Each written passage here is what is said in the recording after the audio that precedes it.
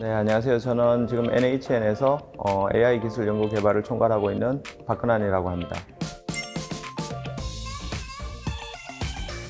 네, 제가 지금 진행하고 있는 사업은 디지털 뉴딜 사업의 일환으로 AI 데이터 구축 사업을 진행하고 있습니다. 그 중에서 음성 데이터를 구축하는 사업을 진행하고 있는데요. 일반인 대화, 그리고 노인, 소아, 그리고 외래어 발화까지 해서 총 14,000시간의 방대한 데이터를 수집하는 것을 목표로 하고 있습니다.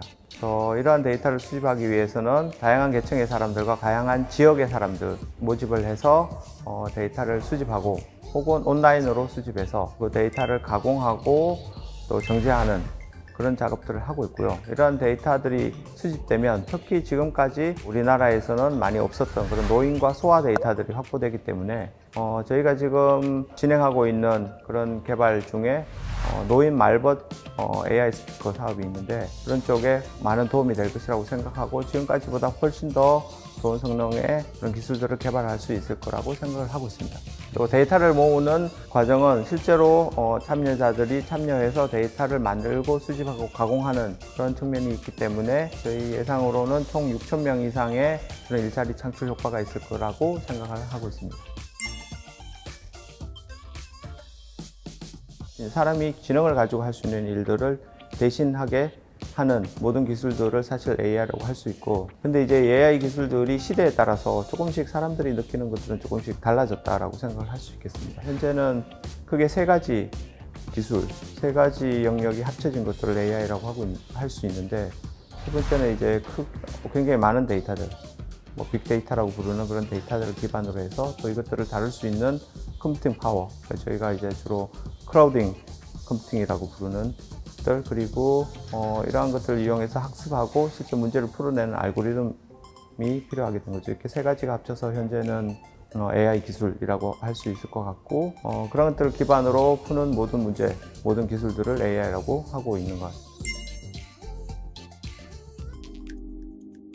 네, 현재 AI 기술 개발에서 가장 중요한 건 데이터라고 생각을 하는데요. 데이터가 정말 풍부하게 있고 또 실제로 훈련 가능한, 학습 가능한 데이터가 있는 게 굉장히 중요한데요. 지금까지는 굉장히 데이터를 구축하는 데 사실 많은 돈이 들기 때문에 굉장히 큰 회사나 큰 기업만이 할 수가 있었다고 볼 수 있고요. 이러한 측면의 데이터 확보들을 국가 차원에서 지원해서 데이터를 확보하고 또 공개하는 것은 굉장히 중요한 사업이라고 생각을 하고 있습니다. 그래서 지금까지는 예를 들어서 이런 기술들, AI 기술들 개발을 잘 하지 못했던 중소기업들에 굉장히 큰 도움이 될 것이고, 특히 학교 같은 데에서 연구하는 차원에서도 지금까지 굉장히 스몰 데이터만 가지고 할 수 있었던 일들을 실제로 공개되는 이런 방대한 양의 데이터를 가지고 개발함으로써 훨씬 더 진보된 기술들을 개발할 수 있고, 또 그 과정에서 양성된 그런 인력들이 또 우리나라 산업계에 또 이바지할 수 있기 때문에 국가적으로도 굉장히 중요한 사업이라고 생각을 하고 있습니다. AI 스피커를 비롯해서 많은 기술들이 사실 일상생활 속에 들어와 있고요. 무인 가게라든지 그다음에 자율주행 자동차 같은 것들도 지금 활발히 연구가 되어지고 있습니다. 이 밖에도 저희가 챗봇 콜센터에서 사용할 수 있는 그런 챗봇 시스템들도 있을 수 있고, 그리고 저희가 직접적으로 조금 느끼기는 힘들지만 우리나 쇼핑할 때 어떤 제품들을 제안한다든지 혹은 보여준다든지 더 찾고 싶은 거를 알려주는 그런 시스템들도 있을 수 있고요. 그리고 저희가 일상적으로 사용하는 내비게이션에서 길을 찾는 그런 것들도 다 AI 기술이라고 할 수 있겠습니다. 그리고 또 이 밖에 저희가 카드를 사용할 때 어떤 이상한 사용이 된다든지 하는 이상 탐지라든지 혹은 네트워크 보안 이런 쪽들도 AI 기술들이 사용이 되고 있고요. 이런 AI 기술들은 점점 더 앞으로는 전 산업 분야에 확산될 것이라고 생각을 하고 있습니다. 그래서 공장 자동화라든지 혹은 지금까지는 아마 적용된 적이 없던 그런 행정 서비스나 여러 가지 공공 분야에도 많은 기술들이 적용될 것이라고 생각하고 있습니다. 여러 가지 행정 서비스들이나 공공 분야가 있겠지만 특히 이제 소외 계층들에 좀 굉장히 많은 도움을 줄 수 있는 그런 것들을 개발할 수 있을 거고 제공할 수 있을 거라고 생각을 하고 있습니다. 그래서 예를 들어서 장애인이라든지 저소득층이라든지 혹은 노인 계층들에 많은 도움이 될 수 있는 그런 기술들이 나올 수 있을 거라고 생각을 하고 있고요.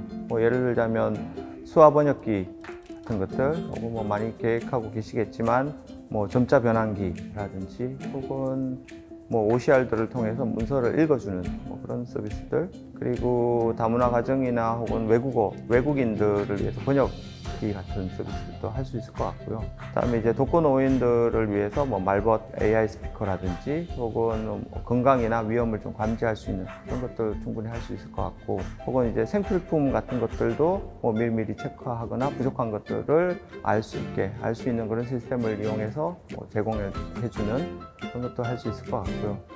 특히 저는 이제 교육 쪽에 좀 더 뭔가 기술이나 좀 평등함이 제공될 수 있을 거라고 보는데, 특히 저소득층들은 뭐 교육의 기회나 환경들이 좀 매우 부족하기 때문에 뭐 지금같이 이렇게 복잡한 교육 환경에서 뭐 진로 상담을 한다든지, 그 개개인의 좀 약점이나 뭐 공부하는 데 있어서 집중해야 되는 부분을 분석해 준다든지, 그런 것들을 충분히 제공할 수 있을 것 같고, 지금 민간 부분에서 그런 부분들도 교육 관련해서 많은 기술들이 진보되고 있는 것 같습니다.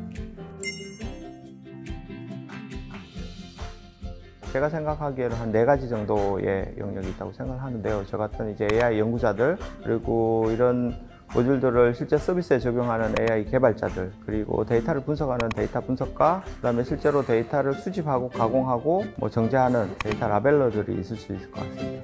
그래서 일단 AI 연구자와 개발자는 사실 제일 쉬운 방법은 관련 학과를 졸업하고 공부를 하는 게 가장 사실은 쉽고 빠른 길이기도 하고, 하지만 지금은 인터넷에 굉장히 혹은 오픈된 그런 교육 자료나 혹은 오프라인으로도 교육기관들이 많기 때문에 비전공자들도 그런 것들을 좀 잘 찾아서 열심히 공부를 하고, 또 이러한 결과들을 GitHub이나 어떤 오픈된 그런 오픈소스 사이트에 올리고, 또 캐글과 같이 또 실제 문제들을 다룰 수 있는 그런 데 참가해서 좀 계속 연습을 하고 실력을 키운다면 충분히 이 분야에 와서 일을 할 수 있을 거라고 생각이 들고요. 데이터 분석가 같은 경우에도 사실은 수학이나 뭐 통계학과 같은 관련 학과를 졸업하는 것이 가장 빠른 길이라고 생각하고, 마찬가지로 이제 여러 가지 관련 연구나 공부들을 직접 할 수도 있다고 생각을 하고 있습니다. 그리고 이미지 라벨러의 경우에는 사실은 연습을 하거나 해볼 수 있는 길들이 많이 없는데요. 다만 저희가 이제 많은 회사들 그래서 이제 크라우드 소싱을 하는 많은 회사들에 참여해서 그런 기술들이 어떤 것이 있는지 혹은 어떤 일을 하는 것이 살펴보는 게 굉장히 중요한 것 같고, 이번에 행안부에서 하고 있는 그런 공공 데이터 인턴 사업 같은 것도 굉장히 좋은 기회라고 생각하고 있습니다. 그래서 실제 이미지 라벨러나 AI 산업 쪽에 일을 하고 싶으신 분들은 과연 이런 쪽에 어떤 일들, AI 산업에서 어떤 일들이 필요하고 어떤 일을 하는 건지를 미리 좀 경험해 보는 것이 굉장히 중요한 것이라고 생각을 하고 있습니다. 정부가 진행하고 있는 디지털 뉴딜 사업은 반드시 해야 되는 사업이라고 생각을 하고 있고요. 지금까지 일반 민간 기업들, IT 회사에서는 이미 굉장히 많은 발전과 사실 변화들이 일어나고 있었는데, 이러한 것들이 점점 더 뭐 제조업이라든지 혹은 다른 영역으로 퍼져나가고 있는 상태이고, 정부도 당연히 여기에 포함되어서 전체가 이제 데이터화하고 또 네트워크로 연결되고 또 AI 기술이 적용되는 디지털 뉴딜 산업이 반드시 진행이 되어야 될 것으로 생각을 하고 있고요. 이런 변화나 혹은 적용들이 뭐 단기간에 사실은 일어날 수 있는 일은 아닐 것 같고, 그래서 꾸준히 지속적으로 진행이 되어야만 성공할 수 있을 거라고 생각을 하고 있습니다. 네, 최근 자료를 보니 OECD 디지털 정부 평가에서 우리나라가 1등을 했습니다. 정말 축하드리고요. 지금보다 사실은 훨씬 더 많은 데이터들이 개방되어야 될 거라고 생각을 하고 있고요. 그리고 이러한 데이터들을 개방하고 서비스하는 데 있어서 가장 중요한 것들 중에 하나가 이제 모든 사람들이 이런 데이터의 혜택을 좀 받을 수 있고 또 AI 기술들의 혜택을 받을 수 있게 해야 된다는 것입니다. 그래서 어떤 특정 계층이나 특정한 사람들만 이용할 수 있는 데이터나 그런 기술이 되어서는 안 되고, 전체적으로 모든 사람들이 이용할 수 있고 또 특히 생활을 더 편리하게 만들 수 있는 그런 기술들에 집중을 해야 된다고 생각을 하고 있고요. 이러한 것들을 정부와 민간 모두 다 합심해서 이루어 나가야 될 거라고 생각을 하고 있습니다.